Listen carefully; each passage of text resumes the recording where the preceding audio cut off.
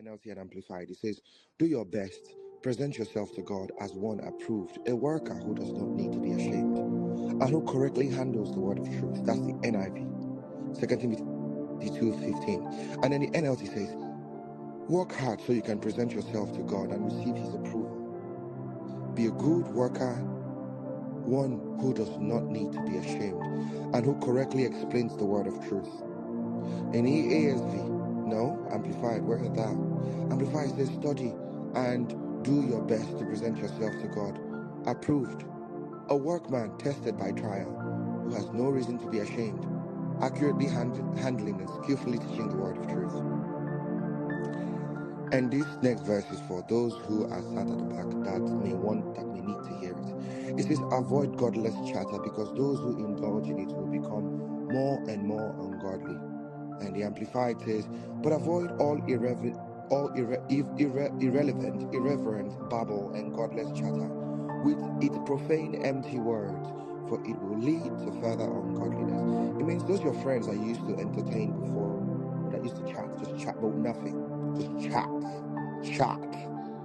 They just used to chat. Them people, avoid them. He's saying because you will not go far with this. Don't do it. Please don't. Just avoid godless chatter. Like just all those unnecessary, anything that there's no God in it, avoid it. But there's nothing wrong in politics. Avoid it. Because if you want to start talking about politics and politics and politics. Let me tell you, there's two believers talking about politics. It's different from you having political conversation with your ungodly friends. Because two believers talking about politics will always end in the word. But those who, when you start engaging and talking about these things with ungodly people, like this word says in 2 Timothy chapter 2, verse 16, it says, the NLT Amplifies this, but avoid all irreverent babble and godless chatter with its profane, empty words, for it will lead to further ungodliness. You don't want to be there. And the God's Word translation says, avoid pointless discussions. People who pay attention to these pointless discussions will become more ungodly. Your friends, they might come to you, they might say a whole heap of things. Avoid them people. Run, just run. That's me being extreme right now. But I'm saying just run, avoid them. Now let's go back to where I was with this. The reason why I came here was this verse that says, study and do your best to present yourself to God approved, a workman tested by trial. Now, for the first time yesterday, there was a part of this verse that I wouldn't say it never opened to me, I just never thought in that direction. Now, when I read the Bible, I read to hear what it says and what it didn't say. Now, what this verse says, the NKJV says, be diligent to present yourself approved to God, a worker who does not need to be ashamed, rightly dividing the word of truth. Now, what it doesn't say is, if you don't study, you'll be ashamed. Oh boy, when I got, that's all I needed to hear. That's all I needed to hear. The Amplified even tries to help me understand. It says, study and do your best to present yourself to God approved, a workman tested by trial, who has no reason to be ashamed, accurately handling and skillfully teaching the word of truth. So if you don't study, the key word here is study. If you don't study, my brothers and my sisters, you'll be ashamed. You will not know who you are. You'll be ashamed. It will lead to you being ashamed.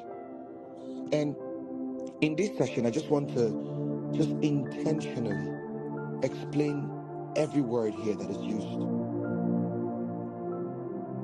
That word for hasten is the word for hasting here is the Greek word spoudazo. Is spoudazo. Is pronounced spoudazo. Diligence, be diligent, endeavor, learn, labor, study. That's the word used. Make every effort, eager. I promise you, since I made that announcement about immersion chariots, I've had people come forth, and I tell you this: the testimonies I'm getting from people, the testimonies are just beautiful and overwhelming. People are just, I'm not doing anything special. I'm just only encouraging people to stay in the Word. Now, forget about people. I want to talk about me. I've just been in a place where my heart has, I feel it's like an electric wire. Yeah. Somebody sent me a message telling me about the situation about their mother.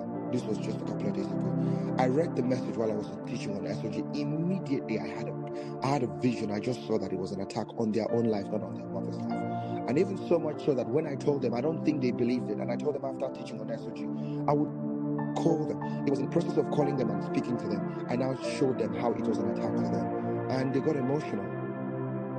I'm telling you that in that place of staying with the word, it's like, okay, let me just use one example that might do it for me.